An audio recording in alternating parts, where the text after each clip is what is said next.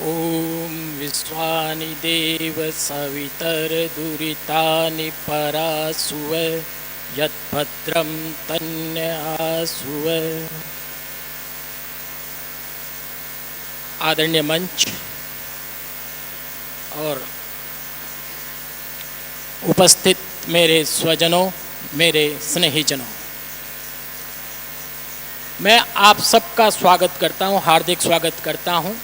आप सभी की उपस्थिति मेरे लिए एक आशीर्वाद है और मैं आपकी इस उपस्थिति का ऋणी हूं।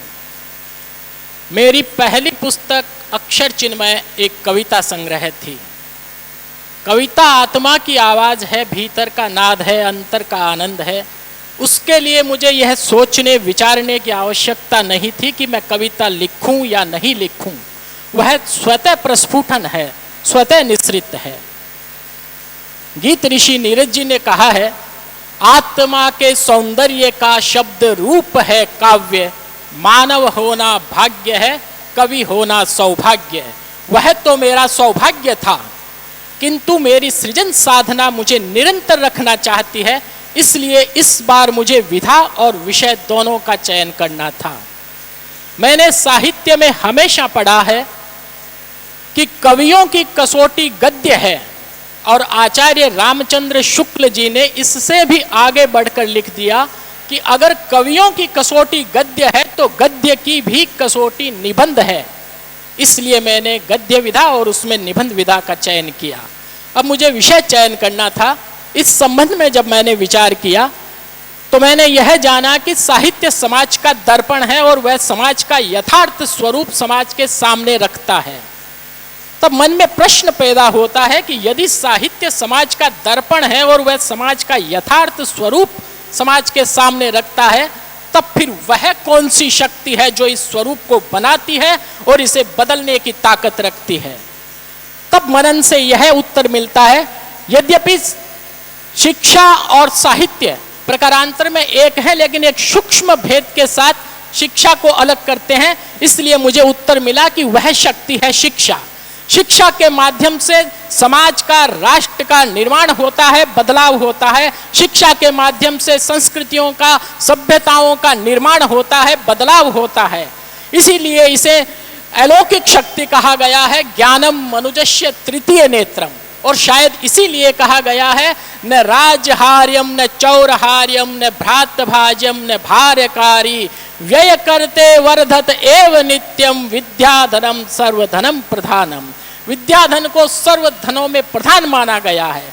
और इस राष्ट्र की आत्मा का निर्माण करने वाले ऋषियों ने, मुनियों ने, ज्ञानियों ने, ध्यानियों ने, साधुओं ने, संतों ने, अवतारों ने, महापुरुषों ने अगर कलम चलाई है तो इसी विषय पर कलम चलाई है।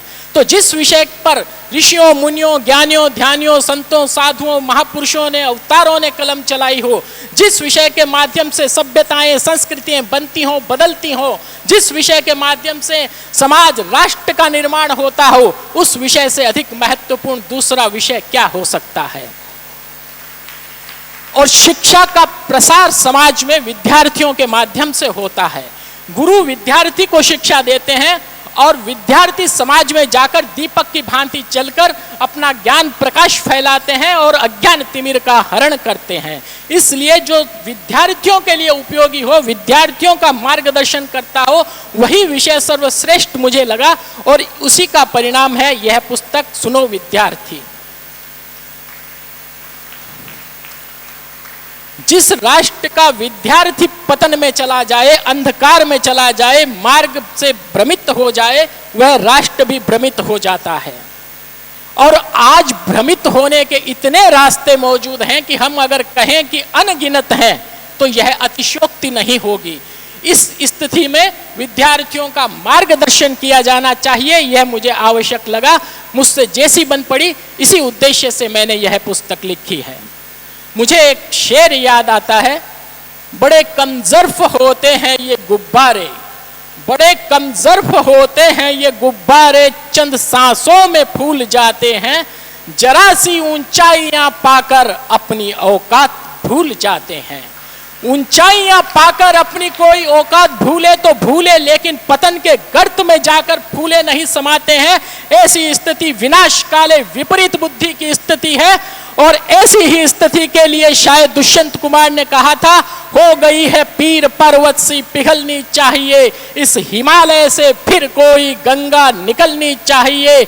आज पर्दों की तरह हिलने लगी है ये दीवार, शर्त लेकिन थी कि यह बुनियाद हिलनी चाहिए। सिर्फ हंगामा खड़ा करना मेरा मकसद नहीं, मेरी कोशिश है कि यह सूरत बदलनी चाहिए। और सूरत बदलने के प्रयास न केवल दुष्यंत के काल में, उससे पहले भी होते रहे, दुष्यंत के काल में भी होते रहे, आज भी आवश्यकता है और आने वाले समय में भी यह सूरत बदलने की आवश्यकता रहेगी, क्योंकि सूरत बिगाड़ने के प्रयास निरंतर रहते हैं। इसलिए सूरत बदलने के प्रयासों की भी निरंतरता होनी चाहिए। दरअसल जीवन जीने के दो रास्ते हमारे यहाँ माने गए हैं। ये हमारे ऊपर है कि हम नई पीढ़ी को कौन सा रास्ता दिखाते हैं।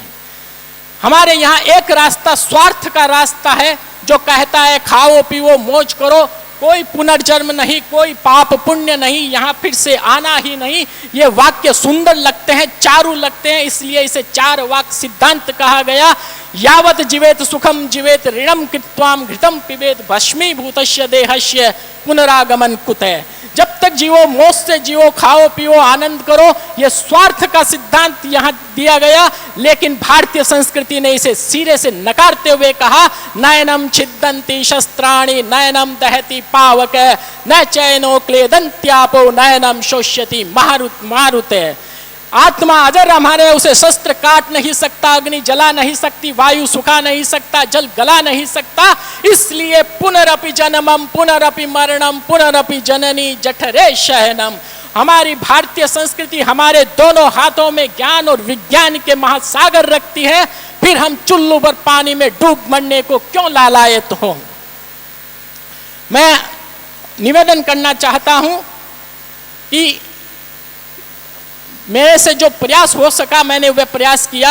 मैं एक सामान्य शिक्षक हूं, लेकिन भारत भूमि ने ऐसे उद्बोधन देने वाले व्यक्तियों को जन्म दिया है, 16 कलाओं से संपन्न अवतारी पुरुष श्री कृष्ण जैसे व्यक्तियों को जन्म दिया है, जिन्होंने दोनों तरफ सुसज्जित सेनाओं के खड़े होने के बाद कुरुक्षेत्र के मैदान में जब अर्जुन अपना गांडीव रख देता है, पांडव पक्ष का सर्वश्रेष्ठ धनुर्धर, तब श्री कृष्ण कहते हैं कि हे अर्जुन, हे पार्थ, तुम उठो, धनुष उठाओ, प्रत्यंचा खींचो, बाण चढ़ाओ।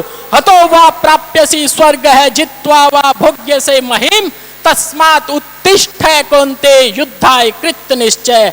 इसी प्रकार से भारत का हर अर्जुन अपनी पूर्ण क्षमताओं के साथ सारे संदेहों को दूर करते हुए जाग उठे, इस राष्ट्र को फिर से महान बनाए। इसी आकांक्षा के साथ ये पुस्तक लिखी गई है।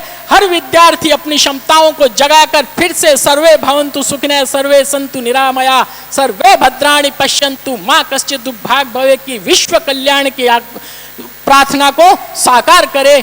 इसी के उद्देश्य से ये पुस्तक, मैंने इस पुस्तक के माध्यम से प्रयास किया है।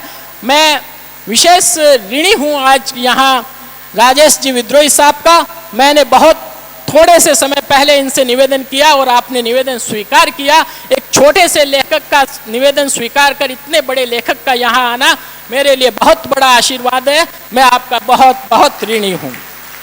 और इस सारे आयोजन में मुझे जो पूर्ण सहयोग रहा है, बल्कि पूरा आयोजन जिनके माध्यम से हुआ है, नरेंद्र जी पारिक साहब का, मेरे पिछले आयोजन में भी इनका पूरा सहयोग रहा और मेरे आयोजन का लगभग पूरा आयोजन यही संभालते हैं।